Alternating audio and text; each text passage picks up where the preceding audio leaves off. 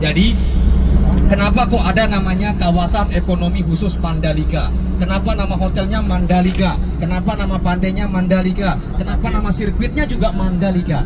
Ternyata Mandalika ini diambil dari nama seorang putri, Pak. Putri. Kalau di pantai selatan itu namanya apa kalau nggak salah di pantai selatan? Nyi Roro Kidul, Pak Jen. Nyi Roro Kidul. Kalau di sini di pantai selatannya Lombok namanya Putri Mandalika. Itu anaknya dari Raja Tonjang, ya. Itu bapaknya rajanya. Nah, ini anaknya namanya Putri Mandalika. Nah, kenapa kok bisa Putri Mandalika ini orang sini itu kepercayaan orang sini itu kok bisa dia disebut dengan cacing laut atau Putri Nyale? Nah, begini ceritanya. Oke, udah ya. Enggak apa-apa. Oke, baik. Jadi begini. Oke nih, Pak.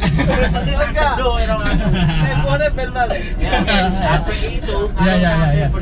Oke. Ya. Waduh, dikurangi 5.000 kata Bapak. Masya Allah, siap. Jadi begini.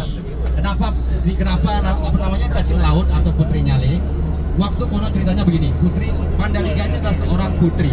Ini storytelling ya, cerita rakyat, mitologi atau mitologi ya. Jadi bisa pertanyakan kebenarannya juga bisa benar, bisa iya, bisa enggak ya, namanya story sharing atau cerita rakyat. Jadi begini, Putri Nyale ini seorang putri yang berkuasa di wilayah selatan. Ya, jadi ini sebenarnya Bapak Ibu kita berada di wilayah selatan ini. Walaupun wilayah selatan itu mencakup birokrasi pemerintahan dari Kabupaten Lombok Tengah, Lombok Timur, dan Lombok Barat. Jadi wilayah Lombok Selatan ini dia untuk geografinya itu dia agak sedikit memanjang, ya, memanjang. Jadi Lombok Selatan itu masuk dalam Lombok Timur, masuk dalam Lombok Tengah, masuk dalam Lombok Barat. Dan sekarang kita berada di wilayah Lombok Selatan bagian tengah. Dan nantinya kabar-kabar burungnya, ini bukan kabar burung sih, ada rencana mau dimekarkan, mau dipisah dari 3 kabupaten tadi, ya, akan menjadi Kabupaten Lombok Selatan. Nah, oke, jadi itu dia. Saya akan kembali ke sejarah Mandalika tadi ya.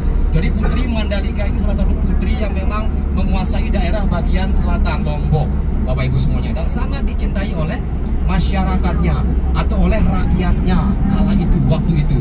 Nah, kebetulan Putri Mandalika ini terkenal dengan kecantikannya yang cukup sangat-sangat lumayan cantik, bukan lumayan ya, sangat-sangat cantik Bapak Ibu semuanya. Ya, kalau zaman dulu kira-kira nih kita kembali ke zaman kerajaan ya. Di zaman kerajaan dulu, kalau wanita cantik itu anugerah atau musibah? Coba saya tanya dulu ibu-ibu atau bapak-bapak. Kalau zaman kerajaan dulu, kalau orang cantik itu bagi mereka itu musibah atau anugerah? Musibah. Kalau nggak jadi selir ya itu ya. Jadi itu dia. Kalau zaman dulu memang kecantikan itu. Nah, oke, saya potong dulu. Ini kita melewati juga salah satu rumah adat juga yang hampir sama dengan tadi ya. Ini namanya Desa Sade ya, hampir sama ya, Desa Sade sama juga dengan yang tadi ya. Ya, tapi karena kita memilih Ende karena lebih natural juga di sana, karena lebih sepi juga. Nah, di sini ini agak ramai Bapak Ibu ya, agak ramai ya, agak ramai. Takutnya nanti lokal guide-nya nggak dapat karena banyak yang di-handle begitu ya. Oke, saya lanjut lagi. Jadi itu dia ya, saking cantiknya Putri Mandalika ini, ada 3 pangeran ya yang tertarik ingin mempersuntingnya, ingin menjadikan dia permaisuri. Ya, 3 pangeran ini kemudian datang ke wilayah selatan ini hanya untuk ingin menjadikan si Putri Mandalika ini sebagai permaisurinya ataupun istrinya, permaisurinya tuh. Ya. Nah, kemudian saat Putri Mandalika ini melihat gelagat 3 pangeran ini, kalau salah satu dia terima, ya salah satu dia 3 orang ini dia terima, maka akan terjadi pertumpahan darah Bapak Ibu semuanya. Ya, jadi kalau dia terima satu nih, misalkan anggap saja pangeran yang satunya nggak terima Pak, pasti dia akan perang. Wah, ini saya nggak terima ini, kenapa dia diterima? Kekurangan saya apa? Wah, kita perang aja udah. Nah, jadi itu yang membuat Putri Mandalika ini berpikir ulang untuk menerima 3 atau satu di antara 3 pangeran ini. Nah, kemudian Putri Mandalika tidak kehilangan akal, ya. Putri Mandalika membuat satu sayembara, ya, satu sayembara. Itu sayembaranya kalau nggak salah itu waktu itu memanah mengenai target. Ternyata yang 3 pangeran ini semuanya mengenai target, semua pinter manah nih, ya, pinter perang. Ya, jadinya Putri Mandalika memutar otak kembali. Akhirnya Putri Mandalika memutuskan pada jam 3 dini hari ya, kalau kita sebutnya di sini jam 3 dini hari ya. Tapi kalau pada zaman dulu itu ya mungkin sebelum subuh ya Pak ya. Nah, Putri Mandalika ini membuat satu keputusan atau perjanjian. Oke, baik ya. Kita akan ketemu di salah satu bukit, kata si Putri Mandalika. Salah satu bukit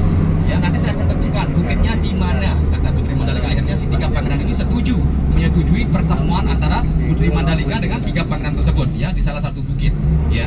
Nah, yang disebut dengan sekarang ini dikenal dengan nama Bukit Seger yang kita akan kunjungi Bapak Ibu gitu ya.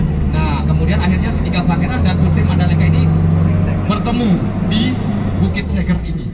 Nah, di sanalah Putri Mandalika memutuskan untuk tidak memilih siapapun di antara tiga pangeran tersebut. Akhirnya Putri Mandalika terjun dari ketinggian Bukit Seger ini, terjun ke laut.